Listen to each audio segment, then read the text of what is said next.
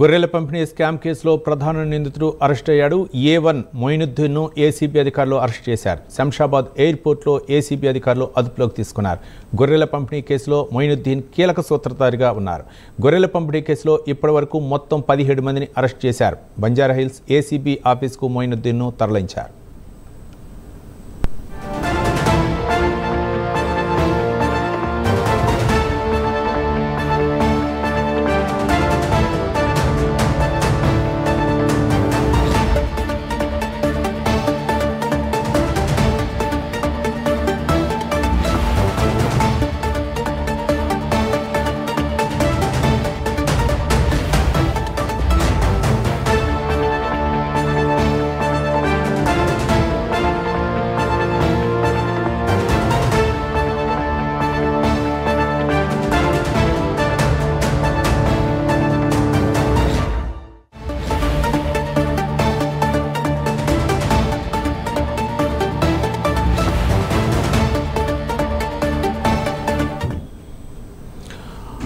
గత బీఆర్ఎస్ ప్రభుత్వంలో గొర్రెల పంపిణీ కేసులో ఇప్పటి వరకు దాదాపు 17 మందిని అరెస్ట్ చేశారు. భారీ అవినీతి జరిగినట్లు తెలుస్తుంది. దీనిపై మొయినుద్దీన్ అనే వ్యక్తి కీలక పాత్ర పోషించినట్లు తెలుస్తుంది. ఈరోజు శంషాబాద్ ఎయిర్పోర్ట్లో మొయినుద్దీన్ను పోలీసులు అదుపులోకి తీసుకున్నట్లు తెలుస్తుంది. పూర్తి డీటెయిల్స్ మా కరస్పాండెంట్ కుమార్ మరిన్ని డీటెయిల్స్ అందించడానికి సిద్ధంగా ఉన్నారు. Kumar, thank you Ravi. గొర్రెల పంపిణీ స్కామ్ కు సంబంధించి కీలక సూత్రధారి అలాగే ప్రధాన నిందితుడిని అయితే ప్రస్తుతం బంజారాహిల్స్ పోలీసులు అయితే అదుపులోకి అయితే తీసుకున్నారు.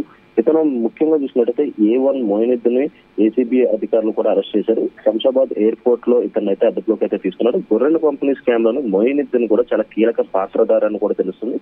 గొర్రెల పంపిణీ కేసులో ఇప్పటి వరకు కూడా పోలీసులు 17 మందిని అయితే అరెస్ట్ చేశారు.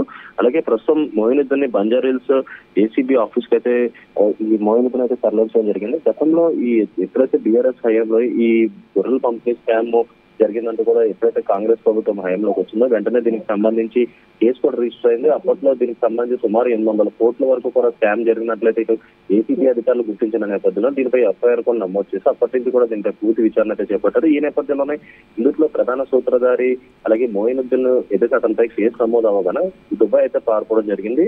ఈ రోజు ఏదైతే దుబాయ్ నుంచి ఇండియాకి వచ్చిన క్రమంలోని ఏసీబీ అధికారులు ఇతను అదుపులోకి అయితే తీసుకున్నారు. గతంలో ఈ మొయినుద్దీన్ పై LOC కూడా జారీ చేశారు, అంటే లుకౌట్ నోటీస్ కూడా జారీ చేయడం జరిగింది. అలాగే అప్పటి నుంచి కూడా మొయినుద్దీన్ ఏదైతే దుబాయ్ అయితే పారిపోవడం జరిగింది. ప్రస్తుతం ఈ రోజు ఏదైతే దుబాయ్ నుంచి వస్తున్నాడని పక్కా సమాచారం అందుకున్న ఏసీబీ అధికారులు కూడా శంషాబాద్ ఎయిర్పోర్ట్ లో అతను అదుపులోకి అయితే తీసుకున్నారు. ముఖ్యంగా ఈ గొర్రెల పంపిణీ స్కామ్ కి సంబంధించి సుమారు 800 కోట్ల వరకు కూడా దీంట్లో స్కామ్ అయితే జరిగింది.